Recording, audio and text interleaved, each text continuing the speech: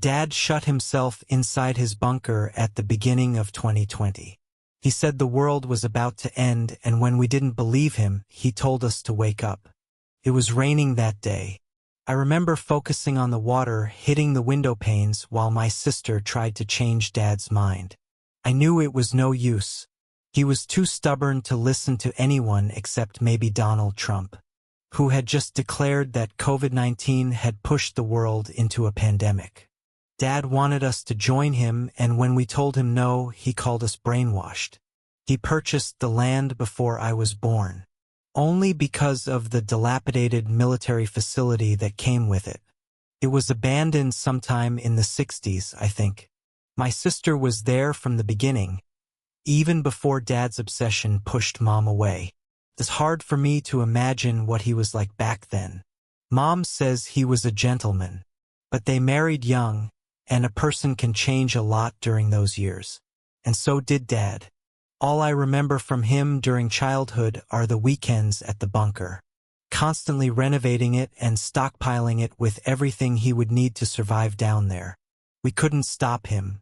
He wasn't the best dad, not even a good one, but it was sad to see him go all the same. He was excited, even though he thought that civilization was about to collapse. I guess that happens when you've spent your entire adult life preparing. We had to set up an old radio to keep in touch with him. He didn't trust mobile phones. We didn't hear from him often, just once a month, sometimes less. The last time he radioed in, he said he had found a hidden door. He was gonna see where it went. That was 3 months ago. You think he's okay? My sister said. He wasn't in great health. I told him. We sat in the car on our way to check up on him, driving through the heat wave. His radio might have broken down, I said. Let's not assume the worst. But I felt worried too. There was something strange about that hidden door, and his tone when he mentioned it. It didn't sit right with me, but maybe it was just the heat and the endless desert around us that played tricks on my mind. Couldn't really tell. It was dark when we arrived. Dad's truck stood where he had left it, beneath some tarp that blew in the chilly, sand-carrying wind. We turned on our flashlights and walked to the cliff above the bunker. The steel door was made to withstand a nuclear blast. Luckily, I owned the only spare key in existence. Before I used it, I banged on the door as hard as I could and yelled for Dad. I worried he would mistake us for intruders and shoot us. If he was confused, and if it was dark, it was a real possibility. I banged again and yelled at the top of my lungs. Dad, are you there? It's me, Josh. Eveline is here as well. I don't think he can hear you, Eveline said. I nodded. Dad, I'm going to open the door now. I was 17 the last time I was here. Back then, it was the Muslims that were going to end civilization as we knew it. Before that, it was the Russians. Now it was China. There was always something threatening his beloved freedom, and yet he was never truly free. My sister put her hand on my wrist just as I was about to unlock the door. You know, she said, maybe we should just call the authorities after all and… No, I said. He'll fight them. I unlocked the heavy door. A rancid smell escaped the darkness inside. It was the odor of death. I recognized it from when Dad tried and ultimately failed to learn how to hunt and let a reindeer carcass rot on the property for weeks. My sister had already stopped visiting him by then. I didn't tell her what the smell reminded me of. She covered her nose with her shirt. We descended the spiral stairs, creaked for each step we took, almost as if it was about to fall apart. I tried the light switch at the bottom. The click echoed throughout the long corridor leading to the living area. Nothing happened. I realized that the batteries, which he charged by the use of an old exercise bike, were dead. That meant he was most likely dead as well. The generator could be broken, I said. But maybe you should wait back here, just in case. You know? I pointed my flashlight in front of me. The light was too weak to reach the end of the corridor. On the way here I had felt ready. I felt sad, the kind of empty sadness you feel after the death of a parent that was never any good. But I didn't feel worried. Now, on the other hand, while staring into the dark corridor that I used to run through as a kid, I was afraid. The fear reminded me of how my childhood night terrors used to start. They always crept up on me in the darkness, grew with the grotesque shadows on my bedroom ceiling. "I'm not letting you go in there alone," Eveline said. "We stay together." We walked into the darkness. The foul smell intensified for every step we took, and so did my heartbeat. I was glad my sister didn't stay behind. The bunker seemed so much smaller than I remembered it, much more cramped. The asymmetry between my memories and reality made everything feel off somehow, just as if the bunker was merely a model of the real thing. But it wasn't. I had just grown up. The Confederate flag greeted us at the end of the corridor. It hung on the concrete wall.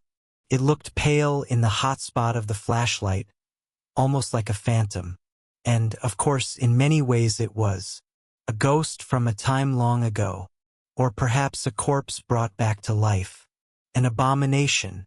It reminded me of Dad more than anything else. You have to be seriously confused to praise freedom as much as Dad and hang that symbol of lesser freedom in the world on your wall, Eveline said. He wanted to protect his freedom so much that he built a prison for himself. I removed the light from the flag, leaving only darkness. You bet he was confused. We entered the main chamber. It was overfilled with litter and clutter. Empty cans, both the food and beer kinds, lay scattered across the sticky floor. We had to take large steps not to step on any of the trash. "That's weird." Eveline pointed her flashlight at the small dining table. "Look." My hair stood up on my neck before I even realized what she meant. The table was set for 3 people.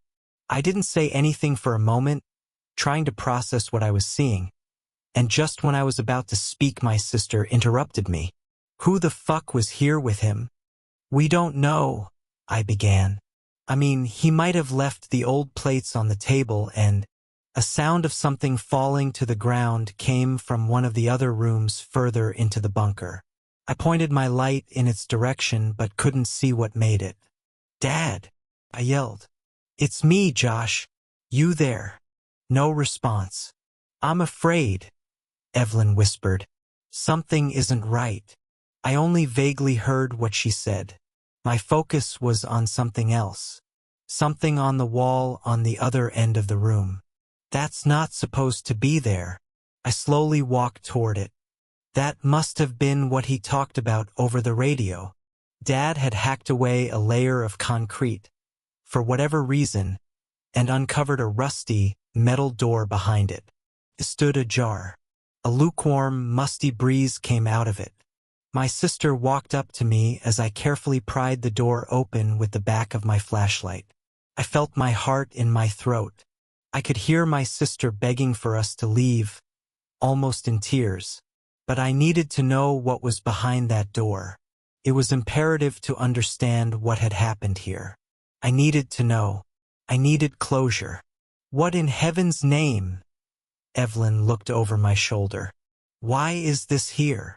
Behind the door was a room about the size of a broom cupboard. It was unremarkable except for a circular hole in the middle of the floor. I shone my light into it, but I couldn't see the bottom. "Just as I thought it was big enough for a person," my sister said. "Do you think he fell?" Drops of sweat from my forehead fell down the pit. I felt dizzy and stepped back, afraid I would fall inside. My sister picked up a can filled with some rotten beans and threw it down the hole. It clattered against the walls as it bounced from one side to another.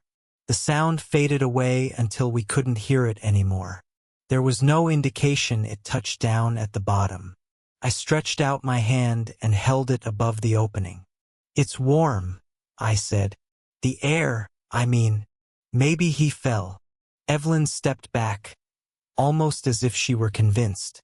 Can we please get out of here? She reached for my arm. We can return with the police. Please, Josh. It wasn't dark when Dad found this, I said. He would have seen the hole. Josh, please, just give me a moment to think. I walked toward the hallway that led to the other rooms, desperately hoping to find him. For some reason, it was important for me to see him, to be able to leave without wondering. I needed to know that he was truly dead. I just want to... I stopped myself after I accidentally pointed the flashlight on the floor in the middle of the hallway, revealing a pair of feet. I think I found him. I ran up to the body. Wait! Eveline yelled and reluctantly followed me to avoid being left alone. It wasn't Dad. I screamed upon the realization. My mind couldn't comprehend what I had just seen. I spun around and tried to run away, completely acting on instinct, and crashed into my sister. She grabbed me, kept me still, and as she looked behind me, down at the dead body on the floor, she began to cry while her hands trembled uncontrollably against my shoulders. "Oh my God," she said. How is it possible? It's you. Let's get a fuck out of here," I said. Move. There was nothing that could explain this, and the more my mind tried to, moving in an endless loop doing so, the dread grew inside me. I only got a glimpse of the body before I panicked, but my sister was right. The half-rotten face was the same as mine, with a bullet hole in the middle of the forehead. We stumbled our way through the living area, tipping over chairs and kicking cans all over the place. And just as we were about to get out of the mess, a familiar voice echoed through the hallway we had just escaped. "Josh!" It was Dad. We both stopped in our tracks. "Is that you? Josh? Dad?" I yelled back. "What the fuck is going on here?" "Don't worry." It sounded like he was at the other end of the bunker, possibly inside the storeroom. "I killed the son of a bitch. Put a bullet right between his eyes. Come out from there," I yelled. "We have to leave. It's not safe here." Silence. "Something is wrong," Eveline said. "I don't think." "Dad," I yelled. "Come out." "I can't move," Dad said. "I'm stuck under a shelf. I'll need your help, son." I turned to my sister. "Go back up. I'll get that old bastard out of there. We'll be right behind you. Okay?" "Think, Josh," Eveline begged. "You think he's been stuck under a shelf for—" I should have listened, but even after what we had just seen, I just couldn't bring myself to even consider something as outlandish as what my sister was suggesting.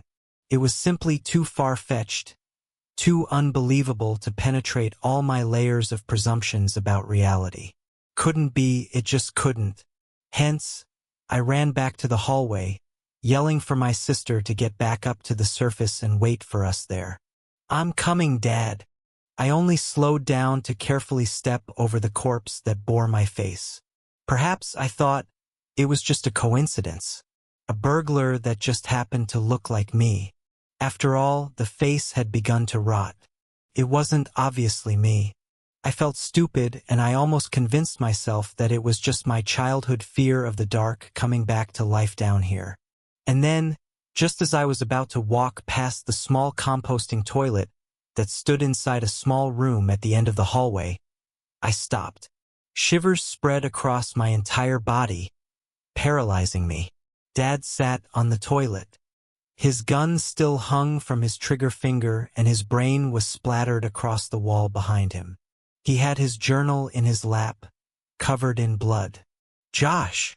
Dad yelled from the darkness. "Help me!"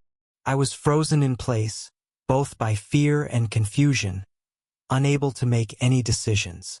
"Come on, Josh!" Dad kept yelling. "I need your help, son."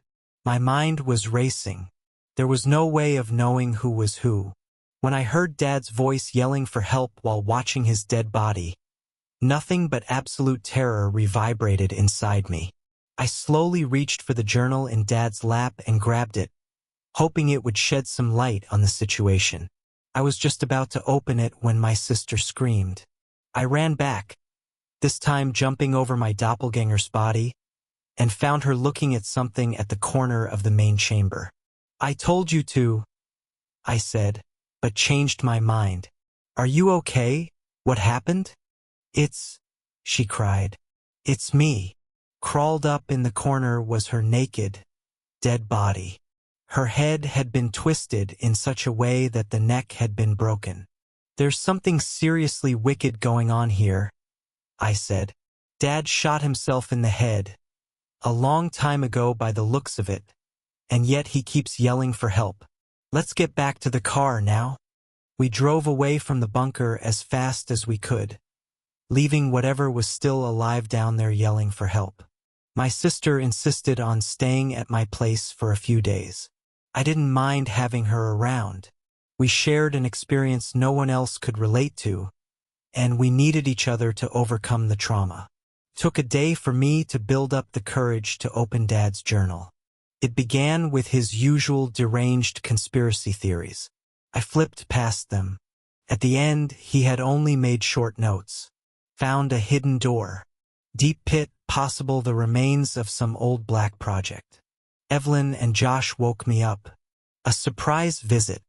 Didn't hear them enter. Strange. Had dinner with them, something seems off. It isn't them. They tried to make me illegible. God help me, it isn't them. I shot the son of a bitch right between the eyes.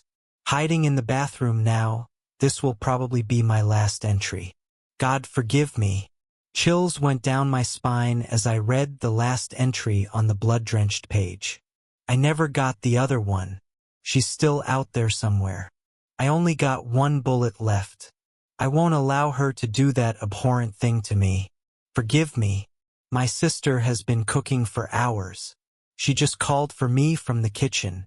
"Josh, come here. I want to show you something."